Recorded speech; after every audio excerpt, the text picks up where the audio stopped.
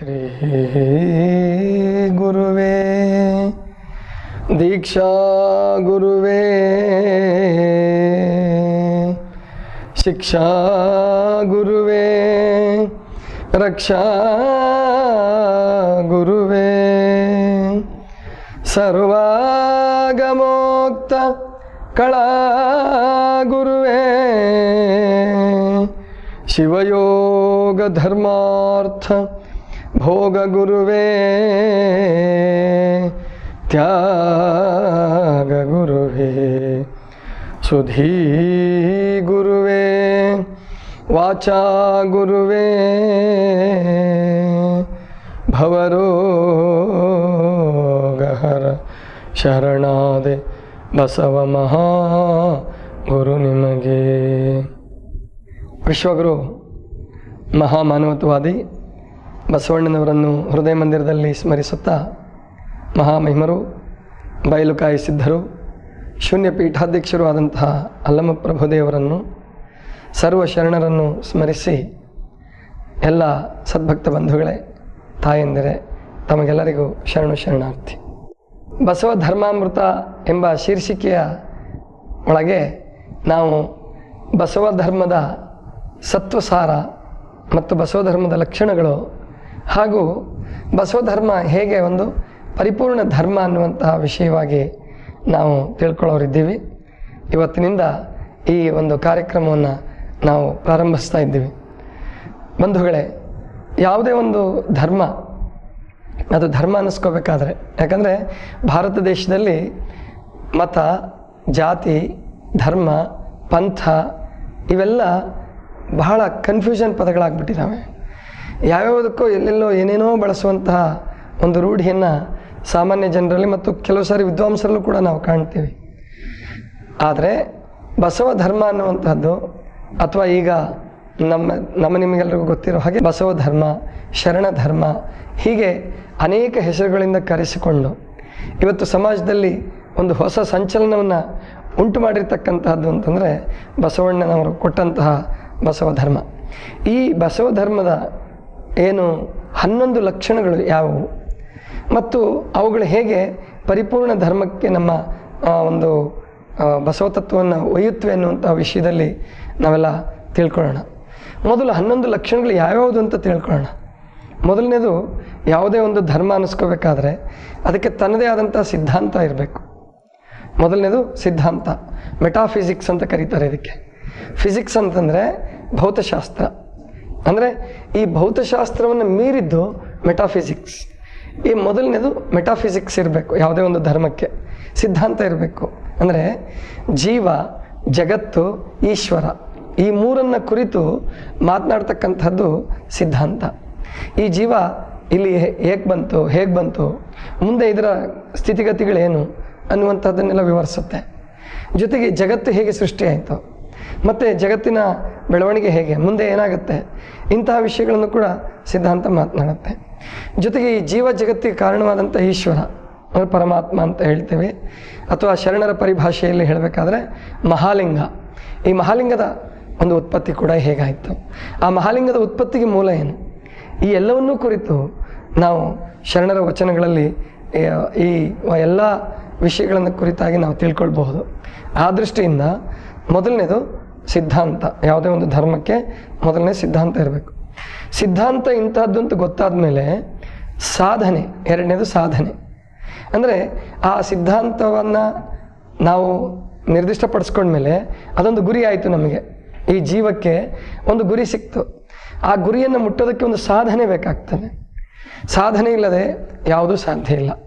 ಈ ಜಗತ್ತಿನಲ್ಲಿ ನೀವೇನನ್ನೇ ಪಡಿಬೇಕಾದರೂ ಕೂಡ ಸಾಧನೆಯನ್ನು ಮಾಡಬೇಕಾಗುತ್ತೆ. ಕೆಡಬೇಕಾದ್ರೆ ಯಾವ ಸಾಧನೆ ಬೇಕಾಗಿಲ್ಲ, ಕೆಟ್ಟ ಮಾರ್ಗಕ್ಕೆ ಹೋಗೋದಕ್ಕೆ ಯಾವ ಸಾಧನೆ ಬೇಕಾಗಿಲ್ಲ, ಅಥವಾ ಏನು ಜಗತ್ತನ್ನು ಕೀಳು ಮಾರ್ಗಕ್ಕೆ ತಗೊಂಡೋಗೋದಕ್ಕೆ ಯಾವ ಸಾಧನೆ ಬೇಕಾಗಿಲ್ಲ. ಆದರೆ ಶ್ರೇಷ್ಠ ಮಾರ್ಗಕ್ಕೆ ಹೋಗಬೇಕಾದ್ರೆ, ನಾವು ಪರಮಾತ್ಮನನ್ನು ಮುಟ್ಟಬೇಕಾದ್ರೆ, ಅಥವಾ ನಮ್ಮ ಶರಣರ ಪ್ರಕಾರ ಮೂಲ ಸ್ಥಿತಿಯನ್ನು ಅಥವಾ ಸಾಮರಸ್ಯವನ್ನು ಪಡಿಬೇಕಾದ್ರೆ ಅದಕ್ಕೆ ಸಾಧನೆ ಬೇಕು. ಪ್ರತಿಯೊಂದು ಧರ್ಮಕ್ಕೂ ಕೂಡ ತನ್ನದೇ ಆದಂಥ ಒಂದು ಸಾಧನಾ ಪಥ ಇರುತ್ತೆ, ಸಾಧನಾ ಮಾರ್ಗ ಇರುತ್ತೆ. ಅದು ಎರಡನೇ ಲಕ್ಷಣ ಆಗುತ್ತೆ. ಮೊದಲನೇದು ಸಿದ್ಧಾಂತ, ಎರಡನೇದು ಸಾಧನೆ, ಮೂರನೇದು ದರ್ಶನ. ಅಂದರೆ ಸಾಧನೆಯನ್ನು ಮಾಡುವಾಗ ಸಾಧಕನಿಗೆ ಅನುಭವಗಳು ಆಗ್ತಾ ಹೋಗುತ್ತೆ. ಏನೇನು ಅನುಭವಗಳಾಗುತ್ತೆ?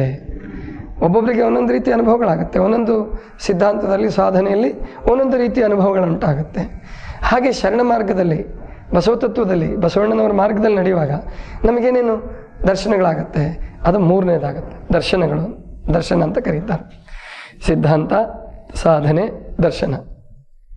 ಈ ಎಲ್ಲವಕ್ಕೂ ಬಹಳ ಮುಖ್ಯವಾದದ್ದು ನಾಲ್ಕನೇದು ಯಾವುದಪ್ಪ ಅಂದರೆ ಸಂಸ್ಕಾರ. ಅಂದರೆ ಆ ಮಾರ್ಗಕ್ಕೆ ಅವನಿಗೆ ಪ್ರವೇಶ ಸಿಗುತ್ತೆ. ಅದರ ಮೂಲಕ ನಾವು ಯಾವ ಮಾರ್ಗವನ್ನು ಅನುಸರಿಸ್ತೀವಿ?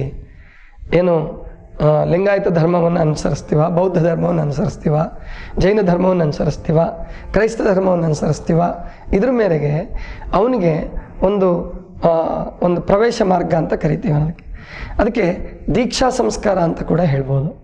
ಆ ದೀಕ್ಷಾ ಸಂಸ್ಕಾರದ ಮೂಲಕ ಅವನಿಗೊಳಗಡೆ ಪ್ರವೇಶ ಸಿಗುತ್ತೆ. ಇದು 4ನೇ ಲಕ್ಷಣ.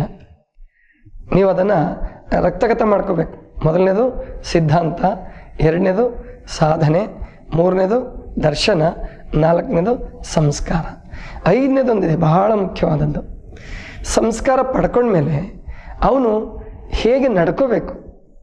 ತಾನು ನಂಬಿದಂತಹ ಸಿದ್ಧಾಂತವನ್ನು ತಾನು ಆತ್ಮಗತ ಮಾಡ್ಕೋಬೇಕಾದ್ರೆ, ಆ ಸಾಧನಾ ಪಥದಲ್ಲಿ ನಡಿಬೇಕಾದ್ರೆ ಅವನು ಯಾವ ಶಾಸ್ತ್ರವನ್ನು ಅನುಸರಿಸಬೇಕು, ಯಾವ ಮಾರ್ಗವನ್ನು ಅನುಸರಿಸಬೇಕು, ಅದಕ್ಕೆ ನೀತಿಶಾಸ್ತ್ರ ಅಂತ ಇರ್ತದೆ, ಎಥಿಕ್ಸ್ ಬೇಕು.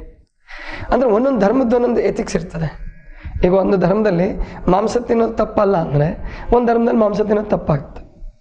ಒಂದು ಧರ್ಮದಲ್ಲಿ ಹೆಣ್ಣನ್ನು ತಾಯಿಯಾಗಿ, ಆಮೇಲೆ ಹೆಣ್ಣನ್ನು ತಂಗಿಯಾಗಿ, ಸಹೋದರಿಯಾಗಿ, ಗುರುವಾಗಿ ಕಂಡ್ರೆ ಮತ್ತೊಂದು ಧರ್ಮದಲ್ಲಿ ಭೋಗದ ವಸ್ತುವಾಗಿ, ಒಂದು ಧರ್ಮದಲ್ಲಿ ಹೆಣ್ಣಿಗೂ ಕೂಡ ಮೋಕ್ಷ ಇದ್ದರೆ ಇನ್ನೊಂದು ಧರ್ಮದಲ್ಲಿ ಹೆಣ್ಣಿಗೆ ಮೋಕ್ಷವೇ ಇಲ್ಲ. ಈ ಥರ ಇರ್ತದೆ ನೀತಿ. ಅಂದರೆ ಎಥಿಕ್ಸ್ ಅನ್ನುವಂಥದ್ದು ಭಾಳ ಮುಖ್ಯ ಆಗುತ್ತೆ. ಆದ್ದರಿಂದ 5ನೇದು ನೀತಿಶಾಸ್ತ್ರ, 6ನೇದು ಸಮಾಜಶಾಸ್ತ್ರ. ಅಂದರೆ ನೀತಿಶಾಸ್ತ್ರಕ್ಕೂ ಸಮಾಜಶಾಸ್ತ್ರಕ್ಕೂ ಏನಪ್ಪ ವ್ಯತ್ಯಾಸ ಅಂತಂದರೆ, ನೀತಿಶಾಸ್ತ್ರದಲ್ಲಿ ನಾವು ಸ್ವಧರ್ಮೀಯರು ಒಟ್ಟಾಗಿ ಬದುಕೋದು, ಜೊತೆಗೆ ಇತರೆ ಜೀವಿಗಳು, ಮಾನವನನ್ನು ಹೊರತುಪಡಿಸಿಯೂ ಕೂಡ ಇತರೆ ಜೀವಿಗಳ ಜೊತೆಗೆ ನಾವು ಹೇಗೆ ಬದುಕಬೇಕು ಇದನ್ನೆಲ್ಲ ಹೇಳ್ಕೊಡ್ತಕ್ಕಂಥದ್ದು ನೀತಿಶಾಸ್ತ್ರ. ಒಟ್ಟಾರೆ ಜೀವನಕ್ಕೆ ಬೇಕಾದಂಥ ನೈತಿಕ ಮೌಲ್ಯಗಳನ್ನು ಕಲಿಸ್ತಕ್ಕಂಥದ್ದು ನೀತಿಶಾಸ್ತ್ರ. ಸಮಾಜಶಾಸ್ತ್ರ ಅಂದರೆ ಇತರೆ ಬಂಧುಗಳ ಜೊತೆಗೆ, ಅಂದರೆ ನಮ್ಮ ಧರ್ಮೀಯರಲ್ಲದ ಪರಧರ್ಮೀಯರ ಜೊತೆಗೆ ನಾವು ಹೇಗೆ ಬದುಕಬೇಕು ಅದನ್ನು ಕೂಡ ತನ್ನ ಧರ್ಮ ಹೇಳ್ಕೊಡ್ಬೇಕಾಗತ್ತೆ. ಯಾಕೆಂದರೆ ಒಂದು ಧರ್ಮ ಇಡೀ ಜಗತ್ತನ್ನೇ ಒಂದು ಮನೆ ಅಂತ ಭಾವಿಸಿದ್ರೆ, ಅಥವಾ ಒಂದು ಕುಟುಂಬ ಅಂತ ಭಾವಿಸಿದ್ರೆ, ಮತ್ತೊಂದು ಧರ್ಮ ನನ್ನ ಧರ್ಮವೇ ಶ್ರೇಷ್ಠ, ಇನ್ನು ಬಾಕಿಯವ್ರನ್ನೆಲ್ಲ ಕೊಲ್ಲಬಹುದು ಅಂತ ಹೇಳ್ಬೋದು. ಅಂದರೆ ಇದು ಆ ಧರ್ಮದ ಸಮಾಜಶಾಸ್ತ್ರ ಆಗೋಗ್ಬಿಡುತ್ತೆ. ಆದ್ದರಿಂದ ಸಮಾಜಶಾಸ್ತ್ರ ಕೂಡ ಬಹಳ ಮುಖ್ಯ. ಸೋಷಿಯಲ್ ಎಥಿಕ್ಸ್ ಅಂತ ಹೇಳ್ತಾರೆ, ಅಥವಾ ಸೋಷಿಯಾಲಜಿ ಅಂತ ಕರಿಬೋದು. ಈ ಸಮಾಜಶಾಸ್ತ್ರ ಅದು ಬಹಳ ಮುಖ್ಯ. ಆಮೇಲೆ ಒಂದು ಧರ್ಮಕ್ಕೆ ಅರ್ಥಶಾಸ್ತ್ರ ಕೂಡ ಬೇಕು. ಹೇಗೆ ಗಳಿಸಬೇಕು, ಹೇಗೆ ಬಳಸಬೇಕು. ಯಾಕೆಂದರೆ ಹಣವನ್ನು ಗಳಿಸುವ ಮಾರ್ಗ ಇದೆಯಲ್ಲ ಅದು ಬಹಳ ಮುಖ್ಯ. ಹೇಗೆಗೋ ಗಳಿಸಿ, ನೀನು ಬೇಕಾದ ಮಾಡು, ನೀನು ಪ್ರಾರ್ಥನೆಗೆ ಬಂದುಬಿಟ್ರೆ ನಿನ್ನ ಪಾಪ ಎಲ್ಲ ಮಾಫ್ ಅನ್ನುವಂಥ ಧರ್ಮಗಳಿದ್ದಾವೆ. ಆದರೆ ನಿಜವಾದ ಧರ್ಮ, ಅದರಲ್ಲೂ ಬಸವ ಧರ್ಮ ಯಾವ ಅರ್ಥಶಾಸ್ತ್ರವನ್ನು ಹೇಳುತ್ತೆ, ಹೇಗೆ ಗಳಿಕೆಯ ಮಾರ್ಗವನ್ನು ಹೇಳುತ್ತೆ. ಇನ್ನು ಇವೆಲ್ಲವನ್ನು ಒಳಗೊಂಡು ಜೀವನ ಮಾಡ್ತಕ್ಕಂಥ ಒಂದು ವಿಧಾನ ಇರ್ತದೆ, ಸಂಸ್ಕೃತಿ, ಕಲ್ಚರ್ ಅಂತ ಹೇಳ್ತಾರೆ. ಪ್ರತಿಯೊಂದು ಧರ್ಮಕ್ಕೆ ತನ್ನದೇ ಆದಂಥ ಒಂದು ಸಂಸ್ಕೃತಿ ಇರುತ್ತೆ. ಇದು 8ನೇ ಲಕ್ಷಣ, ಸಂಸ್ಕೃತಿ, ಕಲ್ಚರ್ ಅಂತ ಹೇಳ್ತಾರೆ. ಇನ್ನು 9ನೇದು ಪರಂಪರೆ, ಹೆರಿಟೇಜ್ ಅಂತ ಹೇಳ್ತಾರೆ. ಅಂದರೆ ಪ್ರತಿಯೊಂದು ಧರ್ಮಕ್ಕೂ ಕೂಡ ತನ್ನದೇ ಆದಂತಹ ಒಂದು ಪರಂಪರೆ ಇರಬೇಕು. ಅದು ಸಂಸ್ಕೃತಿ ಆಗುತ್ತೆ, ಆ ಧರ್ಮದ ಸಂಸ್ಕೃತಿ ಆಗುತ್ತೆ. ಎಲ್ಲ ಧರ್ಮಕ್ಕೂ ಒಂದೇ ಸಂಸ್ಕೃತಿ ಇರೋದಿಲ್ಲ. ಪ್ರತಿಯೊಂದು ಧರ್ಮದ ಸಂಸ್ಕೃತಿ ಯಾವ ಧರ್ಮ ಹುಟ್ಟಿದೆಯೋ ಆ ಮಣ್ಣಿನ ಸಂಸ್ಕೃತಿ ಆಗಿರುತ್ತೆ ಸಾಮಾನ್ಯವಾಗಿ. ಅದ್ರ ಜೊತೆಗೆ ಹೊಂದಾಣಿಕೆ ಮಾಡಿಕೊಂಡು ಕೆಲವನ್ನ ಮಾರ್ಪಡಿಸಿಕೊಂಡು ತನ್ನದೇ ಆದಂಥ ಒಂದು ಸಂಸ್ಕೃತಿಯನ್ನು ರೂಪಿಸಿಕೊಂಡಿರ್ತದೆ ಪ್ರತಿಯೊಂದು ಧರ್ಮವು. ಅಂದರೆ ಇದಕ್ಕೆ ಕಲ್ಚರ್ ಅಂತ ಹೇಳ್ತಾರೆ. ಆಮೇಲೆ ಹೆರಿಟೇಜ್ ಅಂದರೆ ಈ ಎಲ್ಲವನ್ನೂ ಸಂಸ್ಕಾರದಿಂದ ಹಿಡ್ಕೊಂಡು ನೀತಿಶಾಸ್ತ್ರದವರೆಗೆ, ಸಂಸ್ಕೃತಿಯವರೆಗೆ ಎಲ್ಲವನ್ನೂ ಅದನ್ನು ಉಪದೇಶ ಮಾಡಿ ಆಚರಿಸಿ ತೋರಿಸಿದ ಒಂದು ಪರಂಪರೆ ಬೇಕಾಗತ್ತೆ. ಈಗ ನಮ್ಮ ಧರ್ಮದ ಬಗ್ಗೆ ಬೇಕಾದಷ್ಟು ಮಾತಾಡ್ತೀವಿ, ಪರಂಪರೆ ಏನಿಲ್ಲ ಅಂತಂದರೆ ಏನು ಮಾಡೋಕ್ಕಾಗತ್ತೆ? ಅದು ಧರ್ಮ ಅನ್ನಿಸ್ಕೊಳ್ಳಲ್ಲ. ಅವಾಗ ಅದೊಂದು ಯಾವುದೋ ಒಂದು ಥಿಯರಿ ಆಗುತ್ತೆ, ಪ್ಲೇಟೋ ಥಿಯರಿ, ಅರಿಸ್ಟಾಟಲ್ ಥಿಯರಿ ಅಥವಾ ರಾಮಾನುಜಾಚಾರ್ಯರ ಅದ್ವೈತ ವಿಶಿಷ್ಟಾದ್ವೈತ ಸಿದ್ಧಾಂತ, ಶಂಕರಾಚಾರ್ಯರ ಅದ್ವೈತ ಸಿದ್ಧಾಂತ, ಹೀಗೆ ಆ ಸಿದ್ಧಾಂತಗಳಿದ್ದರೆ ಅಷ್ಟೇ ಸಾಕಾಗೋದಿಲ್ಲ, ಒಂದು ಪರಂಪರೆ ಬೇಕಾಗ್ತದೆ ಅದಕ್ಕೆ. ಅಂದರೆ ಸಾವಿರಾರು ಜನ ಒಂದಷ್ಟು ಆ ಧರ್ಮ ಸ್ಥಾಪನೆ ಆದಾಗಿನಿಂದ ಇಲ್ಲಿಯವರೆಗೆ ಅನುಸರಣೆ ಮಾಡಿಕೊಂಡು ಬಂದು ಅದರಲ್ಲಿ ಮುಕ್ತಾತ್ಮರಾದಂತಹ ಉದ್ಧರಿಸಲ್ಪಟ್ಟಂತಹ ಆತ್ಮಗಳಿರುವಂತಹ ಒಂದು ಭವ್ಯ ಪರಂಪರೆ ಬೇಕಾಗ್ತದೆ. ಅದಕ್ಕೆ ಹೆರಿಟೇಜ್ ಅಂತ ಕರೀತಾರೆ. ಇನ್ನು 10ನೇದು ಇವೆಲ್ಲವನ್ನೂ ಒಳಗೊಂಡಂತಹ ಒಂದು ಸಾಹಿತ್ಯ ಗ್ರಂಥ ಬೇಕಾಗುತ್ತೆ. ಧರ್ಮಗ್ರಂಥ ಅಂತ ಕರಿತೀವಿ ಅಥವಾ ಧರ್ಮ ಸಾಹಿತ್ಯ ಅಂತ ಹೇಳೋಣ, ಅದು ಇರಬೇಕಾಗತ್ತೆ. ಒಂದು ಧರ್ಮಕ್ಕೆ ತನ್ನದೇ ಆದಂಥ ಒಂದು ಧರ್ಮ ಗ್ರಂಥ ಬೇಕಾಗುತ್ತೆ, ಧರ್ಮ ಸಾಹಿತ್ಯ ಬೇಕಾಗ್ತದೆ. ಇದು 10ನೇ ಲಕ್ಷಣ. 11ನೇ ಲಕ್ಷಣ ಒಂದಿದೆ, ಅದು ಧರ್ಮಗುರು. ಇವೆಲ್ಲವನ್ನೂ ಹೇಳಿಕೊಟ್ಟಂತಹ ಧರ್ಮಗುರು ಬೇಕಾಗ್ತಾನೆ. ಸಂಘಟನೆ ಮಾಡಿದಂತಹ ಆ ಧರ್ಮವನ್ನು ಸರಿಯಾಗಿ ಸ್ಥಾಪನೆ ಮಾಡಿ ಅದನ್ನು ಒಂದು ದಿವ್ಯ ಮಾರ್ಗದಲ್ಲಿ ನಡೆಸಿ ಮಾರ್ಗದರ್ಶನ ಮಾಡಿ ಅದಕ್ಕೆ ತಾನೇ ಮಂತ್ರಪುರುಷನಾಗಿ, ಮೂಲ ಪುರುಷನಾಗಿ, ಪೂರ್ವಾಚಾರ್ಯಾಗಿ ಅಂತಹ ಒಬ್ಬ ಧರ್ಮಗುರು ಬೇಕಾಗ್ತದೆ. ಅದಕ್ಕೆ ಅಂತಹದ್ದನ್ನು ನಾವು ಧರ್ಮ ಅಂತ ಕರಿಬೋದು. 11 ಲಕ್ಷಣಗಳು ನಾವು ನೋಡಿದ್ವಿ. ಅಂದರೆ ಒಂದು ಧರ್ಮ ಅನ್ನಿಸ್ಕೋಬೇಕಾದ್ರೆ 11 ಲಕ್ಷಣಗಳು ಇರಬೇಕು, ಸರಿ. ಹಾಗಾದರೆ ಬಸವ ಧರ್ಮದ ಲಕ್ಷಣ 11 ಲಕ್ಷಣಗಳು ಯಾವ್ಯಾವುದು? ಅಂದರೆ ಯಾವುದು ಸಿದ್ಧಾಂತ, ಯಾವುದು ಸಾಧನೆ, ಅದನ್ನೆಲ್ಲ ಈಗ ನಾವು ನೋಡೋಣ. ಮೊದಲನೇದಾಗಿ ಸಿದ್ಧಾಂತ ಅಂದರೆ ಜೀವ ಜಗತ್ತು ಸಿದ್ಧಾಂತ. ಆ ದೃಷ್ಟಿಯಿಂದ ನಾವು ನೋಡಿದಾಗ ನಮ್ಮ ಸಿದ್ಧಾಂತ ಯಾವುದಪ್ಪ ಅಂದರೆ ಶಕ್ತಿ ವಿಶಿಷ್ಟಾದ್ವೈತ ಸಿದ್ಧಾಂತ. ಅಂದರೆ ಅದ್ವೈತ ಸಿದ್ಧಾಂತದಲ್ಲಿ ಅಲ್ಲಿ ಶಕ್ತಿ ಹೆಸರು ಕಾಣೋದಿಲ್ಲ ನಮಗೆ. ಆದರೆ ಶರಣ ಧರ್ಮದಲ್ಲಿ ಶಕ್ತಿ ವಿಶಿಷ್ಟಾದ್ವೈತ ಸಿದ್ಧಾಂತ ಸ್ಪಷ್ಟವಾಗಿ ಕಾಣಿಸುತ್ತೆ. ಯಾಕೆಂದರೆ ಒಂದೊಂದು ಲಿಂಗ ಒಂದೊಂದು ಶಕ್ತಿ, ಒಂದೊಂದು ಸ್ಥಳದಲ್ಲಿ ಒಂದೊಂದು ಲಿಂಗ ಒಂದೊಂದು ಶಕ್ತಿ. ಉದಾಹರಣೆಗೆ ಭಕ್ತ ಸ್ಥಳದಲ್ಲಿ ಆಚಾರವೇ ಲಿಂಗ, ಅಲ್ಲಿ ಕ್ರಿಯಾಶಕ್ತಿ. ಭಕ್ತ ಸ್ಥಳದಲ್ಲಿ ಕ್ರಿಯಾಶಕ್ತಿ, ಮಹೇಶ್ವರ ಸ್ಥಳದಲ್ಲಿ ಜ್ಞಾನಶಕ್ತಿ. ಅಂದರೆ ಲಿಂಗ ಬಿಟ್ಟು ಶಕ್ತಿ ಇಲ್ಲ, ಶಕ್ತಿ ಬಿಟ್ಟು ಲಿಂಗ ಇಲ್ಲ. ಆದ್ದರಿಂದ ಶಕ್ತಿಯನ್ನು ವಿಶಿಷ್ಟವಾಗಿ ಶಕ್ತಿಯೊಡಗೂಡಿ ಶಕ್ತಿ ಸಮೇತವಾಗಿರ್ತಕ್ಕಂತಹ ಲಿಂಗ, ಸೃಷ್ಟಿಗೆ ಬೇಕಾದದ್ದು ಶಕ್ತಿ, ಸೃಷ್ಟಿಗೆ ಕಾರಣವಾದದ್ದು ಲಿಂಗ. ಇವೆರಡನ್ನೂ ಒಳಗೊಂಡಂಥದ್ದು ಶಕ್ತಿ ವಿಶಿಷ್ಟಾದ್ವೈತ ಸಿದ್ಧಾಂತ.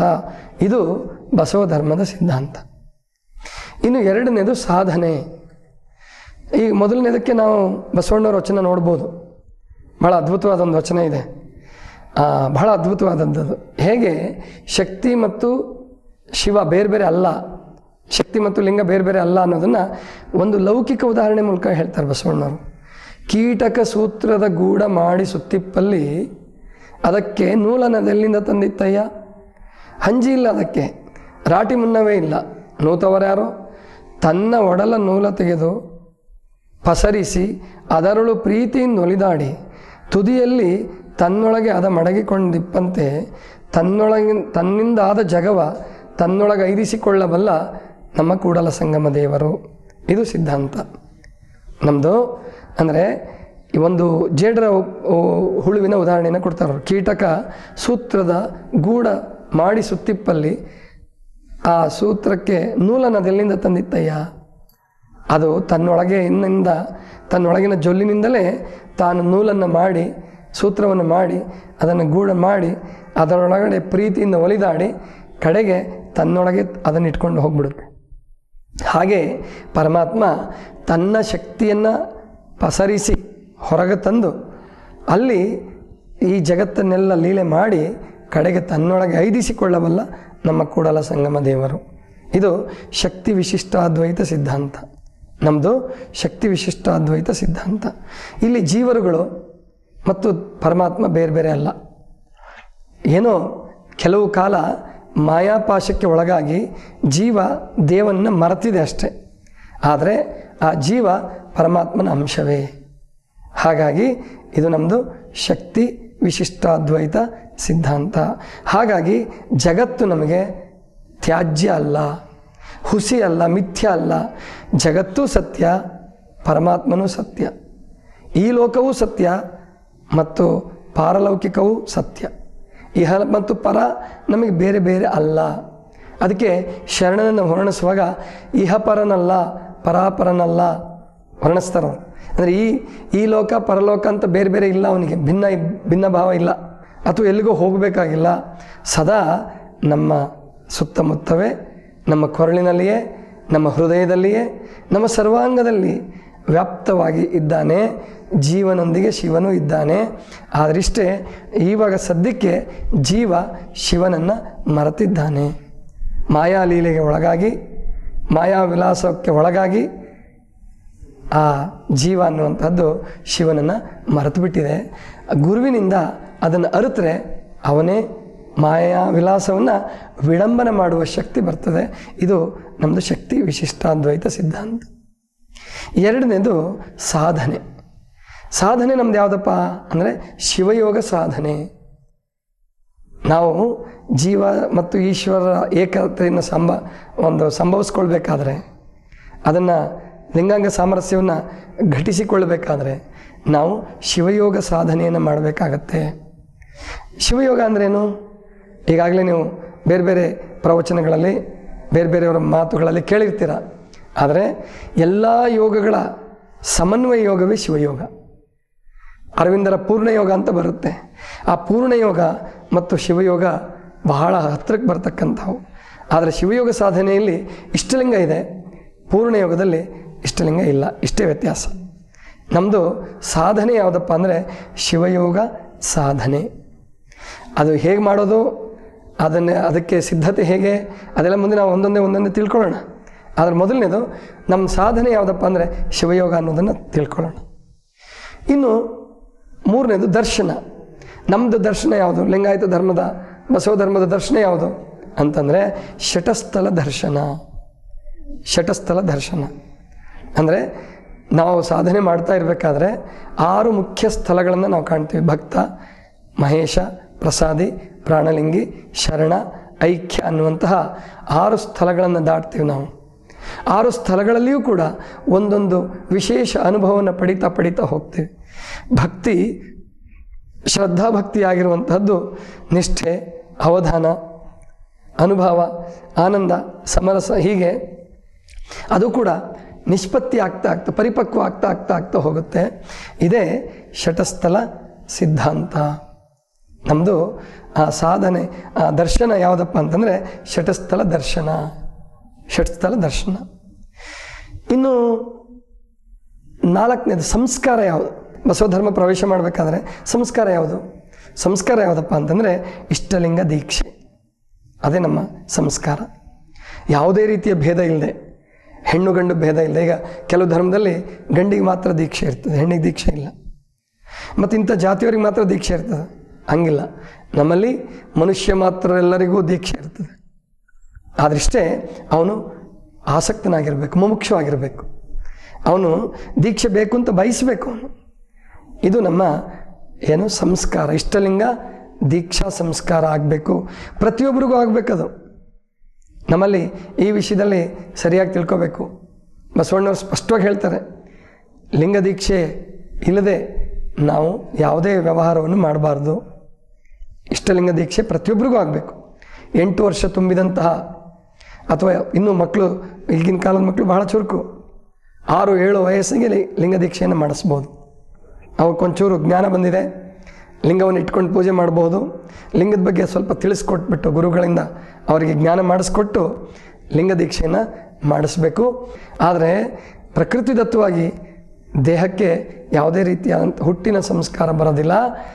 ಅದು ಸಂಸ್ಕಾರದಿಂದ ಧರ್ಮ ಬರ್ತದೆ, ಹುಟ್ಟಿನಿಂದ ಧರ್ಮ ಬರೋದಿಲ್ಲ. ಹುಟ್ಟಿನಿಂದ ಬರೋದು ಜಾತಿ. ಜಾತಿ ಅನ್ನುವಂಥದ್ದು ಹೋಗಬೇಕು, ಧರ್ಮ ಅನ್ನುವಂಥದ್ದು ಉಳಿಬೇಕು. ಅದು ಇಷ್ಟಲಿಂಗ ದೀಕ್ಷೆ ಮೂಲಕ ಆ ಧರ್ಮ ನಮಗೆ ಬರ್ತದೆ. ಇದು ನಮ್ಮ ಸಂಸ್ಕಾರ. ಇನ್ನು 5ನೇದು ನೀತಿ ಶಾಸ್ತ್ರ. ನಮ್ಮ ನೀತಿಶಾಸ್ತ್ರ ಏನಪ್ಪ? ಸಕಲ ಜೀವಾತ್ಮರಿಗೆ ಲೇಸನೆ ಬಯಸುವವನೇ ಶರಣ. ಬಸವಣ್ಣವ್ರು ಹೇಳ್ತಾರೆ, ಸಕಲ ಜೀವಾತ್ಮರಿಗೆ, ಇಲ್ಲಿ ಜನರಿಗೆ ಅಷ್ಟೇ ಅಲ್ಲ, ಮನುಷ್ಯರಿಗಷ್ಟೇ ಅಲ್ಲ. ಅದಕ್ಕೆ ಕೊಲ್ಲೆನೆಯ ಪ್ರಾಣಿಗಳ, ಮೆಲ್ಲೆನೆಯ ಬಾಯಿಚ್ಛೆಗೆ. ಕೊಲ್ಲೋದಿಲ್ಲ ನಾನು ಪ್ರಾಣಿಗಳನ್ನು, ಮೆಲ್ಲೋದಿಲ್ಲ ನಾನು, ತಿನ್ನೋದಿಲ್ಲ ಅಂದರೆ ಮಾಂಸಾಹಾರಿಗಳಲ್ಲ ಲಿಂಗಾಯತರು. ಒಂದು ಪಕ್ಷ ಏನೋ ಲಿಂಗಾಯತ ಧರ್ಮ ಗೊತ್ತಿಲ್ಲದೆ ಮಾಂಸಾಹಾರವನ್ನು ರೂಢಿ ಮಾಡ್ಕೊಂಡಿದ್ರು ಕೂಡ ಗೊತ್ತಾದ ಮೇಲೆ ಬಿಡಬೇಕು ಅದನ್ನು. ಮಾಂಸಾಹಾರ ಇವತ್ತು ಜಗತ್ತಿಗೆ ಅದೊಂದು ಪಿಡುಗಾಗಿದೆ. ಆ ಧರ್ಮ ಈ ಧರ್ಮ ಅಂತಲ್ಲ, ಮಾಂಸಾಹಾರ ಯಾವ ಧರ್ಮಕ್ಕೂ ಒಳ್ಳೆಯದಲ್ಲ. ಅದು ಜಗತ್ತಿಗೆ ಮಾರಕವಾಗ್ತಾ ಇದೆ, ಮನುಷ್ಯನ ಮನಸ್ಸನ್ನು ಕೆಡಿಸ್ತಾ ಇದೆ, ದೇಹವನ್ನು ಕೆಡಿಸುತ್ತೆ, ಹೊಟ್ಟೆಯನ್ನು ಕೆಡಿಸುತ್ತೆ. ಆದ್ದರಿಂದ ನಮ್ಮದು ಸಕಲ ಜೀವಾತ್ಮರಿಗೆ ಲೇಸನ್ನು ಬಯಸೋದು ನೀತಿಶಾಸ್ತ್ರ. ಇನ್ನು ನಮ್ಮ ನೀತಿಯಲ್ಲಿ ಹೆಣ್ಣು ಆಕೆ ದೇವತೆ, ತಾಯಿ. ಹೆಣ್ಣು ಸಾಕ್ಷಾತ್ ಕಪಿಲ ಸಿದ್ಧ ಮಲ್ಲಿಕಾರ್ಜುನ. ಇದು ನಮ್ಮ ನೀತಿ. ಹೆಣ್ಣು ಶೂದ್ರಳಲ್ಲ, ಹೆಣ್ಣು ಪಾಪಿಯಲ್ಲ, ಹೆಣ್ಣು ರಕ್ಕಸಿ ಅಲ್ಲ, ಹೆಣ್ಣು ಮಾಯೇನೂ ಅಲ್ಲ ಅಂದ್ಬಿಡ್ತಾರೆ ಶರಣರು. ಭಾರತದ ಧರ್ಮಗಳ ಇತಿಹಾಸದಲ್ಲಿ ಎಲ್ಲ ಧರ್ಮಗಳು ಹೆಣ್ಣನ್ನು ಮಾಯೆ ಅಂತ ಕರೆದವು. ಭಾರತೀಯ ಧರ್ಮಗಳು, ಬೇರೆ ವಿಶ್ವದ ಇತರೆ ಧರ್ಮಗಳನ್ನು ಬಿಟ್ಟುಬಿಡೋಣ. ನಾವು ಭಾರತೀಯ ಧರ್ಮಗಳನ್ನು ತೊಗೊಂಡ್ರೂ ಕೂಡ ಹೆಣ್ಣನ್ನು ಮಾಯೆ ಅಂತ ಕರೆದರು. ಆದರೆ ಬಸವ ಧರ್ಮ ಮಾತ್ರ ಹೆಣ್ಣನ್ನು ಮಾಯೆ ಅನ್ನಲಿಲ್ಲ. ಕೆಲವು ವಚನಗಳಲ್ಲಿ ನಿಮಗೆ ಸಿಗ್ಬೋದು, ಮಾಯೆನ ಥರ ಸೂಚಕಗಳು ಕೆಲವು ಸಿಗ್ಬೋದು. ಅಲ್ಲಿ ಹೆಣ್ಣು ಅಂತ ಅನ್ನೋದಕ್ಕಿಂತ ಅಲ್ಲಿ ಹೆಣ್ಣುತನ, ತನಗೆ ತನ್ನ ಸಾಧನೆಗೆ ಅಡ್ಡವಾದಂಥ ಕಾಮ, ಅದನ್ನು ಹೆಣ್ಣಾಗಿ ಅಥವಾ ಗಂಡಾಗಿ ಕಂಡಿರ್ಬೋದೇ ಹೊರತು ಇದು ಹೆಣ್ಣು ಕುಲವನ್ನೇ ಮಾಯೆ ಅಂತ ಹೇಳಲಿಲ್ಲ. ಇದು ನೀತಿಶಾಸ್ತ್ರ. ಇದಿಷ್ಟು ಇವತ್ತು. ಮುಂದಿನ ನಿಯಮಗಳನ್ನು, ಮುಂದಿನ ಕ್ರಮಗಳನ್ನು, ಮುಂದಿನ ಲಕ್ಷಣಗಳನ್ನು ನಾವು ಮುಂದಿನ ಪ್ರವಚನದಲ್ಲಿ ತಿಳಿಯೋಣ. ಸರ್ವರಿಗೂ ಶರಣಾರ್ಥಿ.